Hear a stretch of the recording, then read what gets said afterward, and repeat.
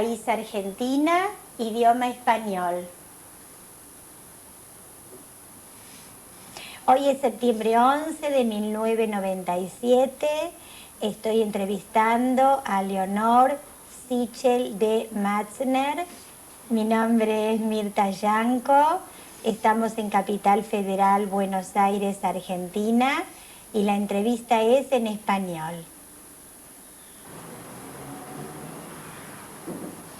¿Quién es usted? Yo soy Leonor Sichel de Matzner. En Alemania me llamaron Elinor, es como mi nombre de pila. Deletréeme su nombre y apellido. Leonor, Leonor,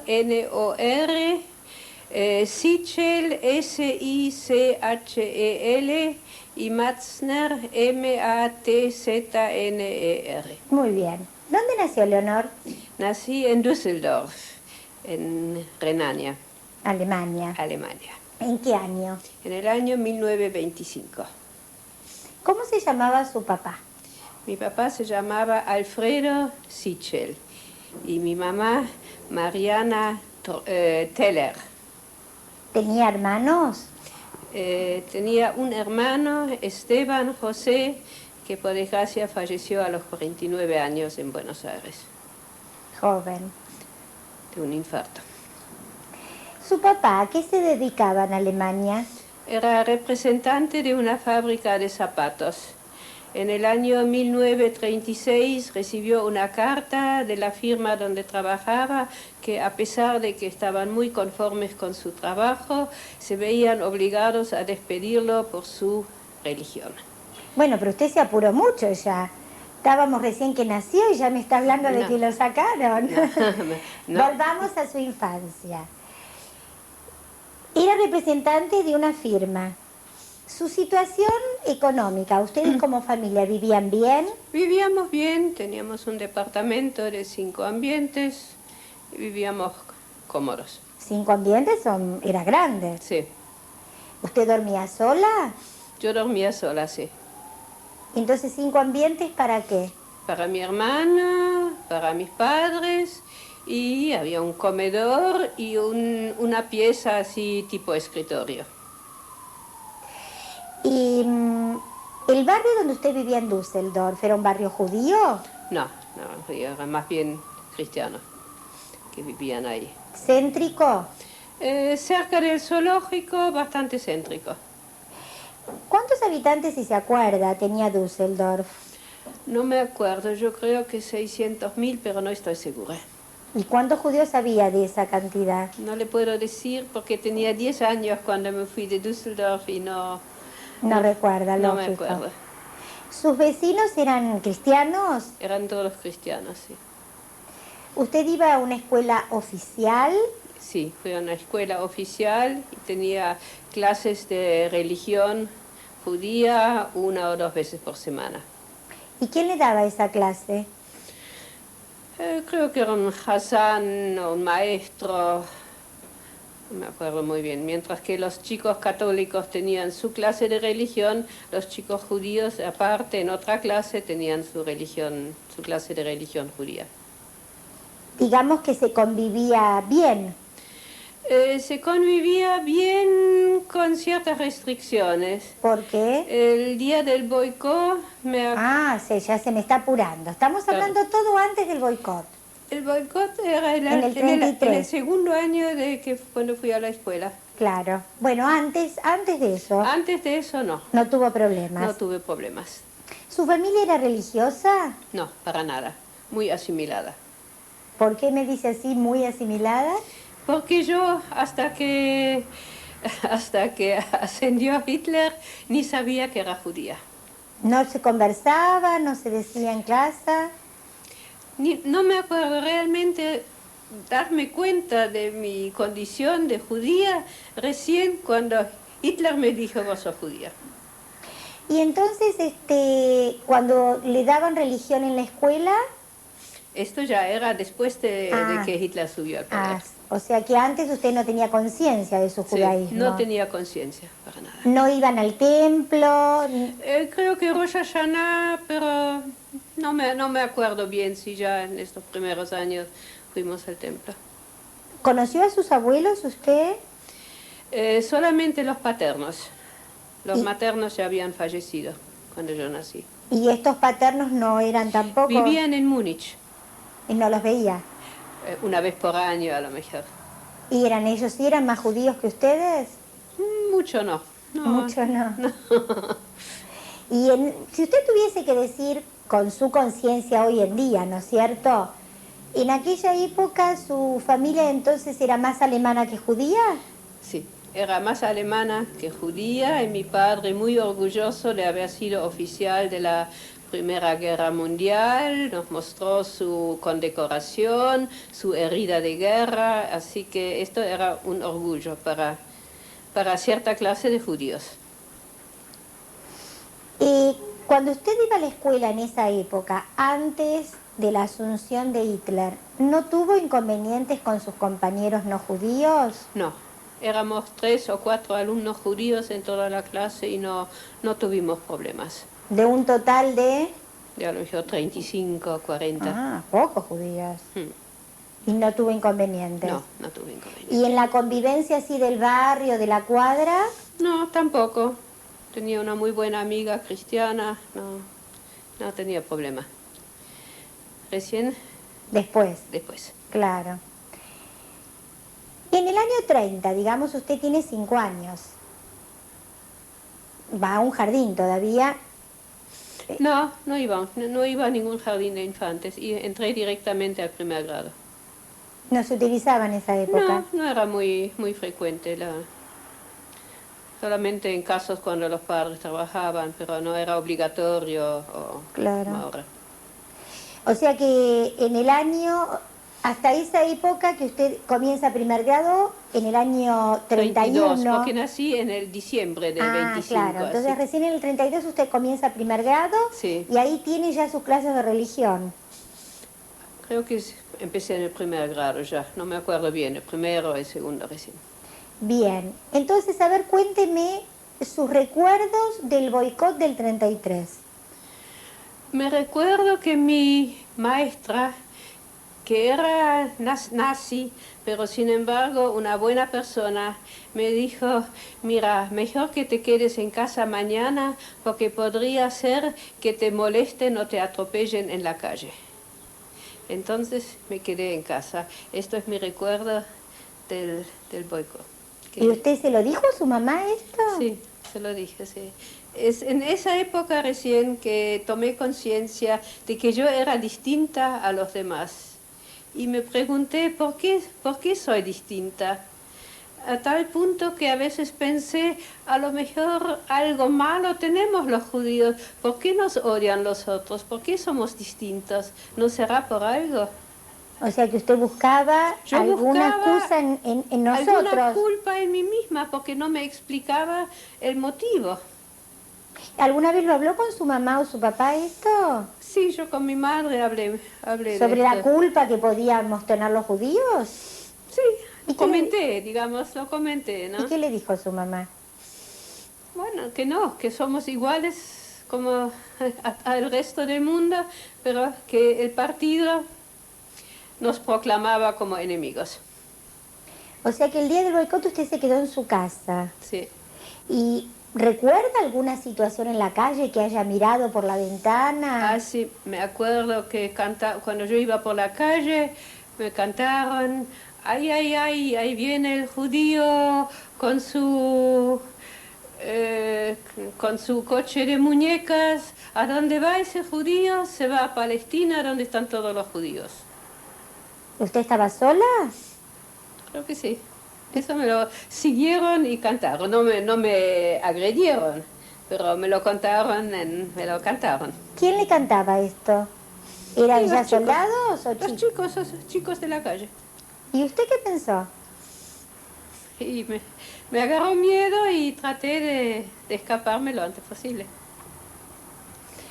Y una cosa que también me impactó mucho, que todos teníamos clases de natación Y un día fuimos, como todas las semanas, al club donde se practicaba la natación y de repente me dice la profesora, mira, yo lo siento mucho, pero vos tenés que ir arriba a la galería y mirar cómo nadan los demás porque para judíos no está permitido. Esto fue un impacto tremendo para mí porque ahí me di cuenta que no podía participar en la vida de los demás y qué sé yo, no podía razonar todavía que había que escaparse, pero no me sentía ya feliz y cómoda. ¿Y se sentía culpable? No, creo que en ese momento no tan culpable. Buscaba siempre. Yo sí soy una persona que siempre busca Explicaciones. explicaciones, culpas, racionalización. Y frente a un papá que era más alemán que judío, cuando usted le contó esto, ¿qué le dijo? Si se acuerdan, ¿no? Esto no me acuerdo, porque él no estaba tanto tiempo en casa. Como siempre viajaba visitando los pueblos y ciudades vecinas en su trabajo, yo tenía una relación más estrecha con mi madre. ¿Y su mamá era de la misma postura que su papá? No tan nacionalista, pero tampoco no se podía explicar ese antisemitismo. Era para ella una cosa tremenda que venía sin ninguna explicación. ¿En esto sintió usted en el diálogo con su mamá cómo los alemanes, sus propios alemanes, le hacen esto a ella que es alemana? ¿Una situación así vivió? Sí, porque mi mamá se educó en un convento, porque ahí donde ella nació no había escuela pública, así que se educó en un convento y la querían convertir al catolicismo y dijeron siempre, Marianne, es una pena por tu alma, serías una buena monja. Así que ella no recibió casi nada de educación judía. Veo. Es evidente, ¿no? ¿Y en esta época entonces ustedes seguían teniendo religión en la escuela? Sí, los 4 años de lo que es escuela primaria ya. Yo quería seguir después en el liceo, que es el 5.º año. No, pero mi pregunta es, después del año 33 de esto que me estaba contando, aún con todos los problemas y todo, ¿les daban religión igual en la escuela oficial? Sí. O sea que esto continuó. Sí, eso continuó. Y durante estos años, digamos 33, 34, 35, ¿tuvo alguna vez alguna situación antisemita en la escuela? Bueno, a lo mejor alguna palabra ofensiva, esto sí, yo no, después de ese incidente en la clase de natación, yo ya me retraía, me sentía como no perteneciente al grupo de los Se sentía marginada. De los cristianos, marginada, me sentía así. ¿Pero amigas tenía en la escuela o estaba solita? Sí, amigas, pero no íntimas. ¿Alguna amiga alguna vez le dijo algo? Tenía una amiga judía, la que visitaba varias veces, pero si no, me sentía apartada. Yo era muy sensible y sentí no el desprecio de los demás, sino el deseo de ellos de no tener trato conmigo. ¿En la clase usted estaba sentada atrás solita? No, estaba junto con los todos. demás, sí. La maestra, repito, era muy decente, muy buena. ¿Nunca tuvo que sufrir por notas? No, al contrario, siempre tuve. ¿O por exámenes? No, siempre tuve buenas notas y no. ¿Y a la mañana cuando se entraba a clase tenían que hacer el saludo de Hitler?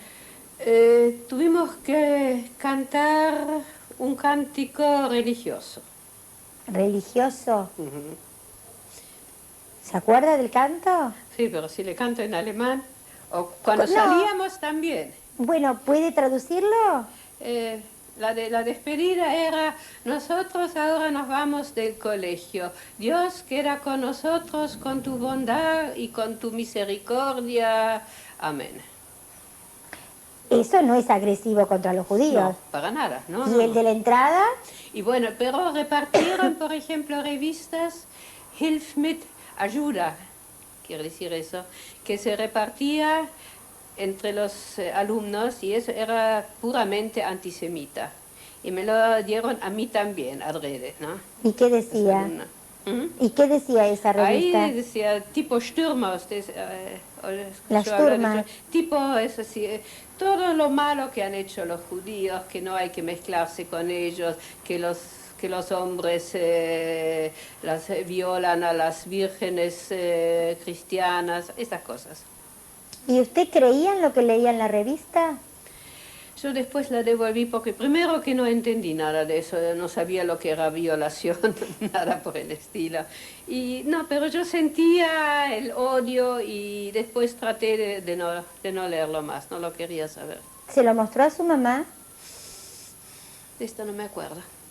¿O a su papá o a su hermano? Mi hermano seguramente lo recibió también lo mismo, ¿no? Claro. O sea que lo entregó y no dijo más nada. ¿En algún momento quiso contestarle o defender la postura judía frente a los demás? No me animaba. Además sabía demasiado poco del judaísmo como para poder dar una explicación valedera. Claro.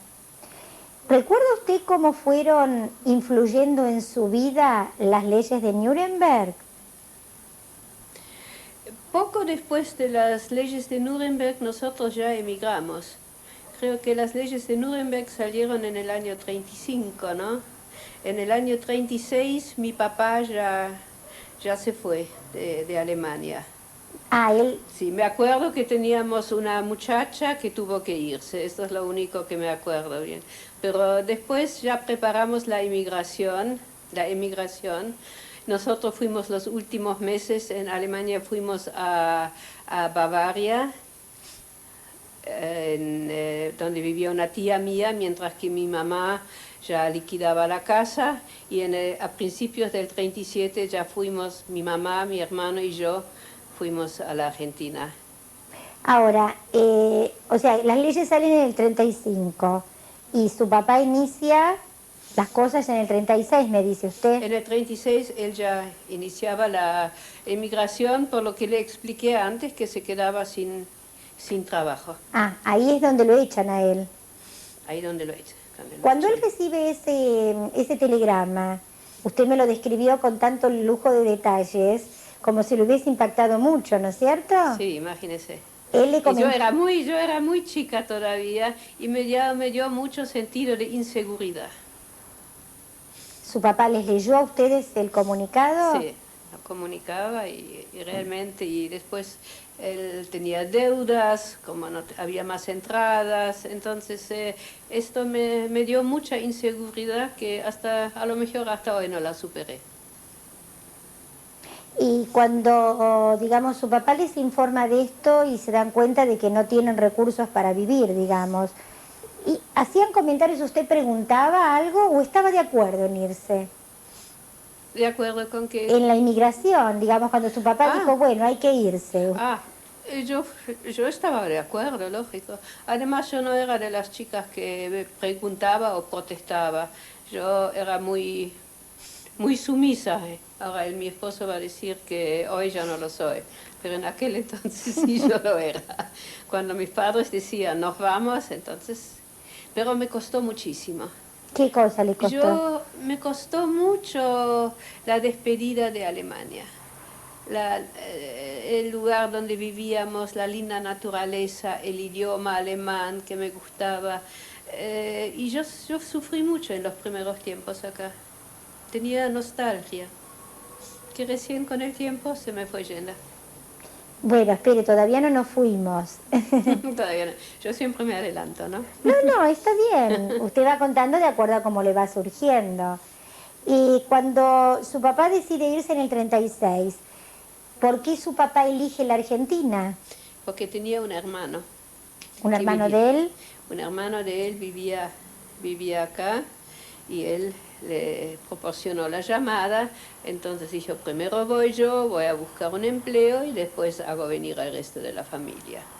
Y después de mi de nosotros vino otro hermano más, con toda la familia, y la madre, mi abuela, Sí, sí. también vino. O sea que su papá consiguió la llamada rápido, en La general. consiguió bien, sí. Ahora, ¿alguien les proporcionó alguna ayuda o ustedes tenían recursos para esa llamada? No, bueno, si el hermano de mi padre la mandó. Pero Y los el pasaje lo pasajes. pagamos nosotros, lógico. Y en ese momento que su papá se embarca a la Argentina es cuando ustedes van a Bavaria, Sí, a vivir a la casa de su abuela, de mi tía. de su tía, Sí, y mi madre queda en Düsseldorf liquidando la casa liquidando. y Y haciendo todos los trámites. Se necesitaba un montón de trámites, que uno había pagado todos los impuestos, que uno nunca tenía problema con la policía, un montón de chicanas. sí, sí. Las dificultades que los judíos tenían que pasar para poder salir. Así es. Ahora, hasta ese momento de la partida, ¿recuerda alguna situación antisemita peligrosa para ustedes? No, ¿O para sus peligrosa, no, peligrosa no. Pero yo cuando hicimos ahora la visita a Düsseldorf, había una profesora de historia que había estudiado la historia de todos los integrantes del grupo que venía y me dijo que la Gestapo seguía los rastros de mi padre durante años porque pensaban que tenía alguna fortuna escondida en Alemania. Y recién años después abandonaron esa búsqueda. ¿Y de dónde pudo haber surgido eso? Ella no me lo pudo decir. Tenían alguna sospecha y si él hubiera vuelto por algún motivo a Alemania, ahí sí lo... Durante la guerra, Sí. porque la Gestapo fue durante la guerra. Sí, bueno, pero lo buscaron ya después del año 36. O sea que justo se fue su papá. Sí. ¿Tenía alguna fortuna su papá? No, ninguna. ¿Y de dónde podía haber surgido? No sabe. No sé, alguna sospecha, alguna infidencia, no sé. ¿Usted recuerda la juventud hitleriana en la época que usted estaba en Alemania? Bueno, me acuerdo de ver las marchas, el saludo, las fiestas, las banderas, todo ese teatro. ¿Eso le inspiraba miedo? Sí, un poco de miedo y un poco de, digamos, de lástima de no poder pertenecer al grupo de los demás, a ser siempre distinta, a ser siempre la minoría. Esto era como un símbolo de poder, ¿no es cierto? Sí. El poder atrae. Por eso piensa usted que tendría... No es que el poder atrae, pero yo quería estar en el, como se dice en inglés, en el mainstream, donde estaban todos, no siempre apartadas. Seguro. ¿Y alguna de sus amigas íntimas cristianas le negó el saludo en aquella época? No, una estaba muy enferma, una amiga judía la agarraron en el límite entre Suiza, creo, y Alemania, cuando tenían escondido plata en las llantas de los coches y los fusilaron a toda la familia. ¿Pero en qué año fue eso? Esto debe haber sido en el año 37, 38. ¿Y las otras amigas no judías, le pregunto? No, tenía una sola amiga buena, no judía, y ella no supe más nada porque debe recordarse que no me fui de Düsseldorf, me fui primero a Weiden y desde ahí directamente a Hamburgo y después ya tomamos el barco. Claro. Así que no me despedí de mis amigos de Düsseldorf. Claro, todo esto surgió a partir de la pregunta que yo le hice si había tenido alguna situación peligrosa. Sí. Me dice que no. Peligrosa en ese sentido, ¿no? Cuando su mamá desmantela la casa, ¿le mandan un vista de aduana que mire qué se lleva y qué deja? No vinimos con un container como muchos, todo en valijas. Vinimos creo que con 37 valijas. ¿Trajo toda la vajilla en valija? Bueno, en la aduana revisaron, pero ¿Acá? ¿Acá o allá allá? en Hamburgo. Ah. Pero no me acuerdo, no creo que en Düsseldorf la hayan controlado. Porque Yo tenía entendido a los judíos se los dejaba salir con 10 marcos a cada uno. 10 o algo. marcos, pero con enseres domésticos. En aquella época sí. Un año más tarde ya, o 2 años más tarde ya no.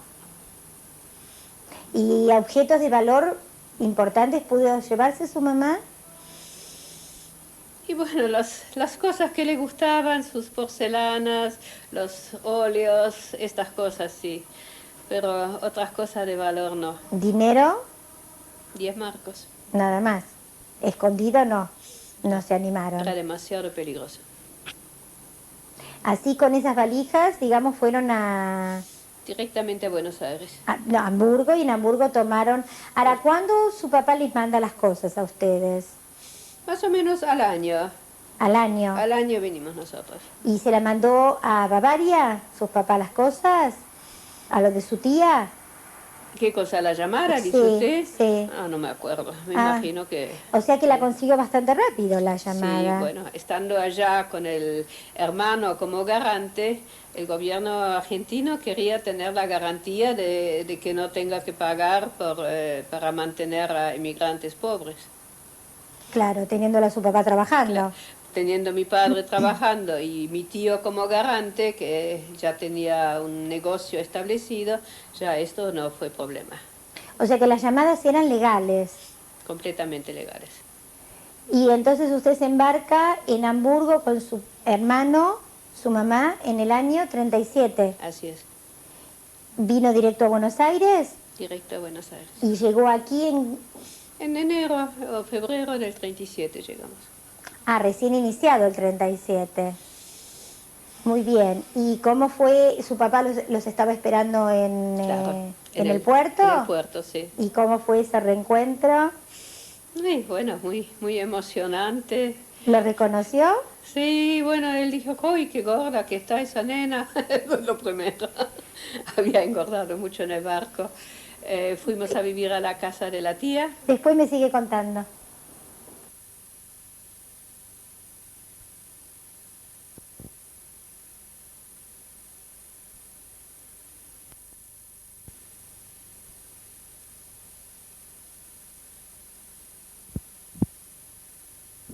Estoy entrevistando a Leonor Sichel de Matzner.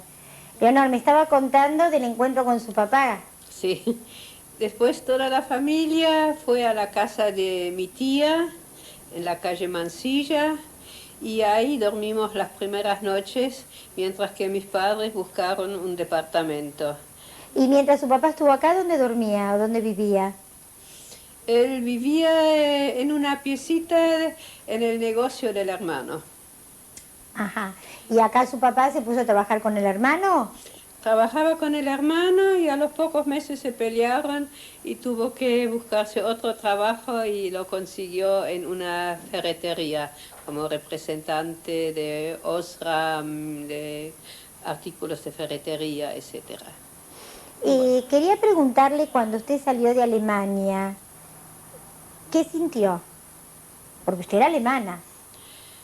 Sentí mucha confusión, porque mi mamá cometió un error. Ella me dijo, ¿quién sabe qué nos espera en la Argentina? ¿Quién sabe si vos vas a poder seguir yendo a la escuela en la Argentina? Por ahí tenés que empezar a trabajar ya en alguna fábrica para ganarte unos pesos. Y yo tenía apenas 11 años. Entonces quedé muy confundida y pensé, pero ¿qué sé hacer yo? No sé hacer nada. Y esto me deprimió mucho.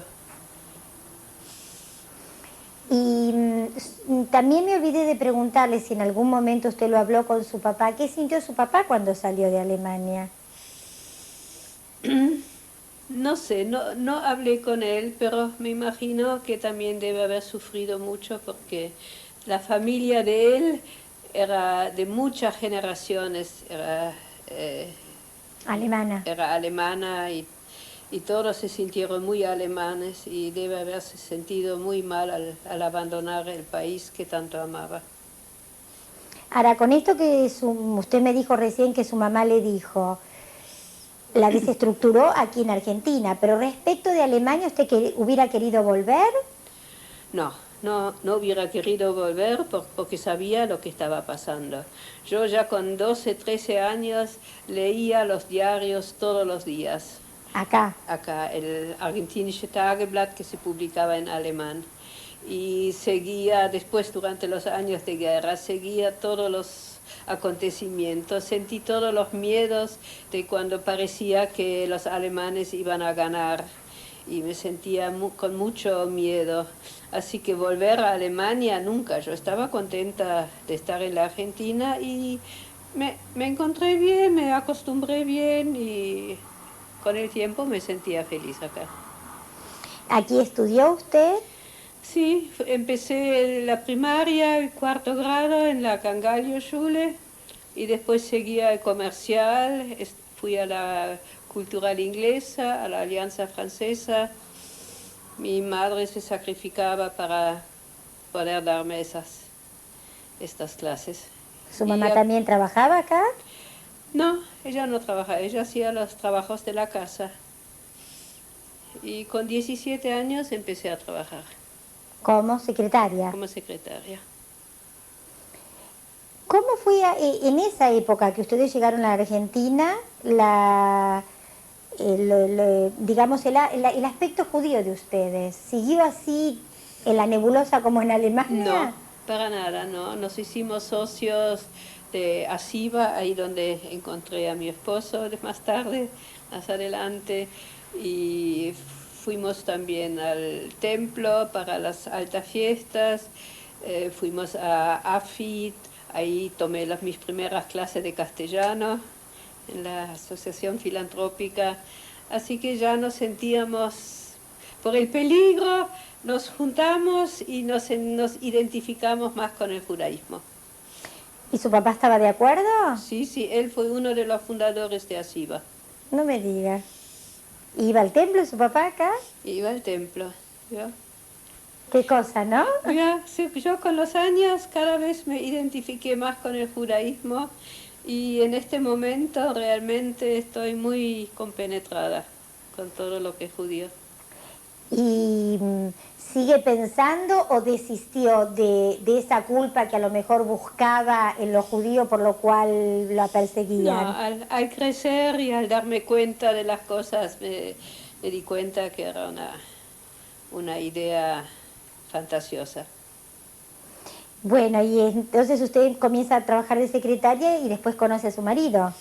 Ya con 19 años lo conozco a él, nos comprometimos, nos casamos y ya. ¿Ya qué? ¿Qué significa eso? Digamos, mi vida de salir, de salidas, de diversión terminó porque empezamos el negocio. La confitería. La confitería, yo trabajé durante la semana en la oficina como secretaria, sábados y domingos trabajaba en el negocio atendiendo, así que se luchaba.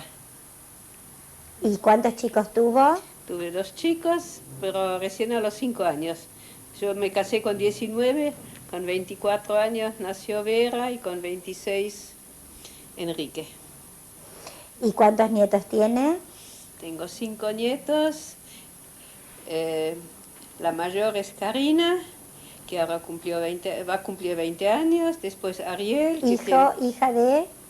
Es hija de Enrique, y después Ariel, hijo de Enrique, que cumplió 18, y el bebé de 2 años, Hernán, que lo veo muy poco porque mi hijo se separó de la mujer, y entonces la abuela sufre.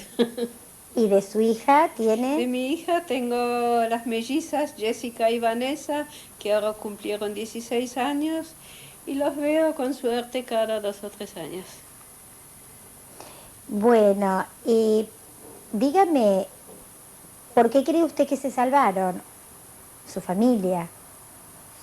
Es una pregunta que muchas veces me hago. Si uno es religioso, uno podría decir, ha sido el propósito de Dios para darnos algún deber especial en este mundo, pero por desgracia me falta esa fe. Entonces me pregunto, ¿es todo casualidad? ¿Es el destino?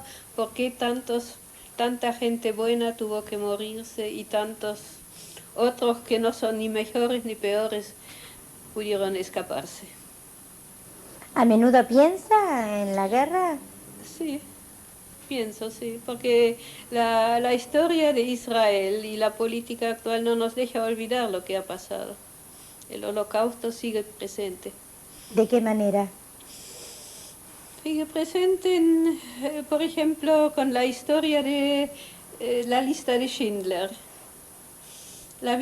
Tuve que ver 4 veces esa película acompañándola a Emilie Schindler. La vimos en el preestreno, la vimos en el preestreno en Montevideo, la vimos en la quinta presidencial con Menem y una vez más. Así que, y ahí había muchos sobrevivientes, también en Panamá y en Nueva York, donde también acompañamos a Emilie Schindler. ¿Por qué la acompañaban ustedes? Porque la Benebrit nos había designado a nosotros, a mi esposo y a mí, para que la cuidemos, que nos ocupemos del bienestar de ella.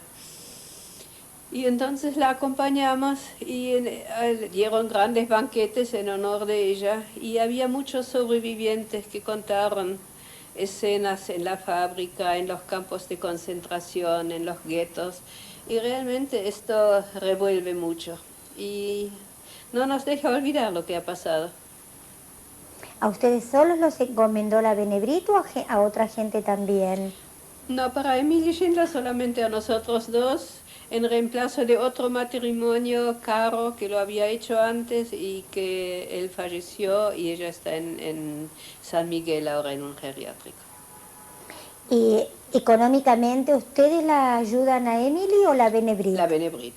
La Benebrit edificó una casita para ella en San Vicente hace 30 años. Ahí vive sin pagar alquiler ni impuestos y todos los meses, junto con otras instituciones, le da una pequeña asignación mensual. ¿Por qué cree que la Benebrit hace esto? La Benebrit se enteró por intermedio del diario, creo que el Tageblatt. El redactor es Gorlinsky. Gorlinsky escribió un artículo que la viuda de Schindler vive acá en condiciones infrahumanas, que no tiene plata ni para comer. Entonces la Benebrit, que siempre busca hacer obras, tomó como obra de ayudarla, de mantenerla, aunque sea lo más esencial de la vida. Si usted tuviese que describirla a Emily, ¿qué diría? Que es una mujer que ha tenido mucho valor porque lo que ella hizo podría haber significado la muerte de ella. Por ejemplo, uno de los sobrevivientes contó que se le había roto un par de anteojos. Sin anteojos no podía trabajar. Si no podía trabajar, eso significaba el exterminio. Entonces no sabía cómo ella hacía y le consiguió otro par de anteojos y así le salvó la vida. Y otras cosas más que realmente... Ella es una mujer bastante de carácter difícil, muy fuerte, muy autoritaria, pero hay que perdonarle todo porque ha sido una mujer realmente de mucho valor humano. Y respecto de Schindler, que su nombre fue tan criticado, ¿no? Nunca lo conocí, yo lo conozco a partir de los relatos de Emilie y lo que ella cuenta no es de lo mejor, ¿no? ¿Usted se siente mucho más cerca de todo esto estando con Emily, quizás? Sí, esto y además yo pienso todas las publicaciones, en las revistas, si uno siempre vuelve un atentado en Israel, uno hace acordar al Holocausto, parece como si fuera una cadena de infortunios que cae sobre el pueblo de Israel. ¿Cuál es su sentimiento actual respecto de Alemania hoy día? Siento afinidad con la cultura alemana, más que con la cultura, digamos, inglesa o americana. Pero al pueblo le tengo, como temor porque siempre pienso a lo mejor tu padre o tu abuelo ha sido uno de los carceleros de los campos de concentración. Uno no puede fiar de ellos. ¿Conoció aquí alemanes? Muchos. Sí. ¿Alemanes no Algunos. judíos?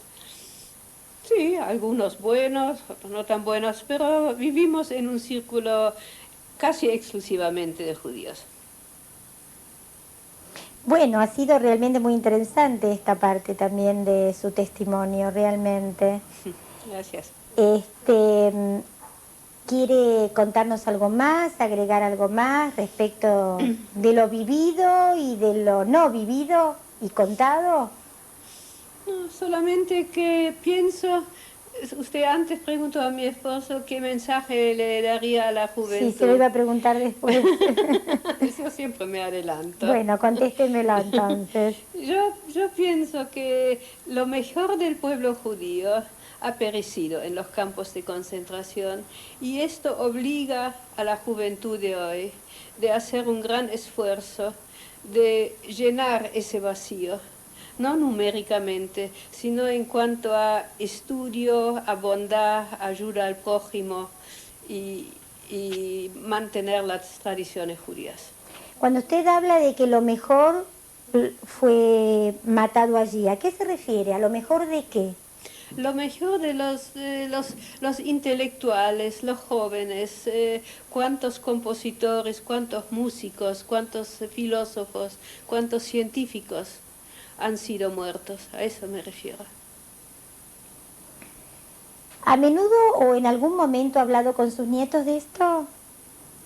¿Del holocausto, de Con Alemania? Ariel he hablado, con Karina antes también. Lo que pasa que en Israel no hace falta hablar porque lo saben, lo claro. palpan en la escuela, en todas las partes.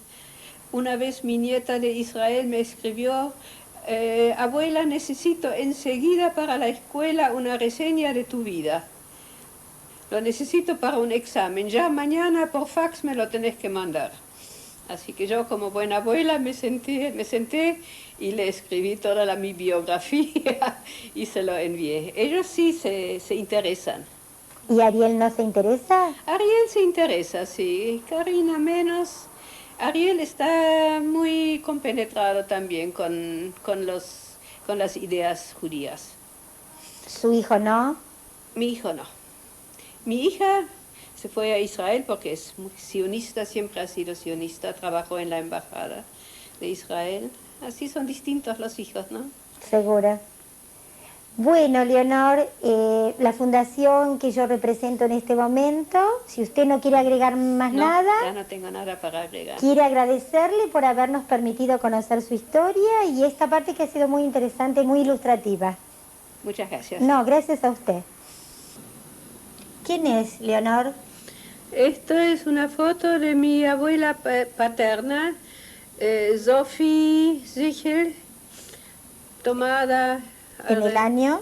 En el año 1930 más o menos. ¿En sí. dónde? En Múnich. En Múnich, que era la ciudad natal de ella. ¿Y quién le dio esta foto? Esto estaban en el álbum familiar. Que trajeron de Alemania. Que trajimos de Alemania, sí. ¿Quién es este? Esto es mi padre. La foto fue tomada durante la Primera Guerra Mundial. Él era oficial y fue condecorado con la Cruz de Hierro segunda clase. ¿El año más o menos? En el año 1915, creo. ¿Cómo tiene usted esta foto? Eso estaba en el álbum familiar que trajimos de Alemania. Ahora, dígame. Esta es una foto del regimiento al que pertenecía mi padre, Alfredo Sichel. Él está marcado ahí con la flecha, el primero de abajo. Fue tomada en el año 1914. ¿En dónde? En el frente. ¿Y cómo tiene usted esta foto? Lo encontré junto con otras fotos familiares en un álbum. ¿Quién es esta señora? Esta señora es mi madre, Mariana Teller de Sichel. tomada durante los primeros años de nuestra emigración a la Argentina, calculo en el año 1948-1950. ¿Y cómo tiene la foto? La hice ampliar después de su muerte y la tengo en el dormitorio. ¿Quién es Leonor? Esto es mi hermano, Esteban José Sichel. Él falleció a los 49 años en Buenos Aires de un infarto, solo 2 días antes del fallecimiento de mi madre. ¿Qué año es esta foto? La foto debe ser del año 1970-71. Él falleció en el 72. ¿Y usted tiene esta foto cómo? La tengo, me la dio la viuda de mi cuñada. ¿Quién es este señor? Esto es mi hijo, Enrique Julio Matzner. La foto fue tomada en el año 1995 en su trabajo. En la confitería. En la confitería donde él trabaja. ¿Quiénes son? Estos son 3 de mis nietos. El del medio, el más grande, es Ariel, que está de visita en Israel. Y a su lado están las mellizas Jessica y Vanessa, las hijas de Vera.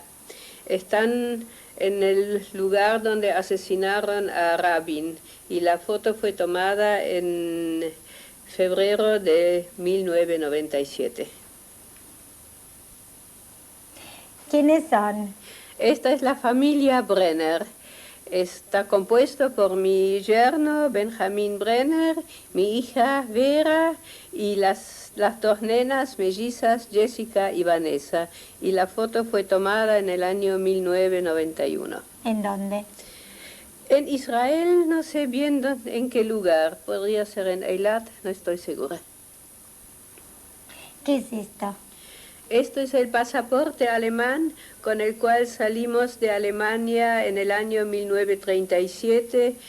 Ahí se ve la foto de mi mamá. ¿Estas son firmas? Y ahí dice Eleonore y Stefan, que son los 2 hijos que salimos con ella.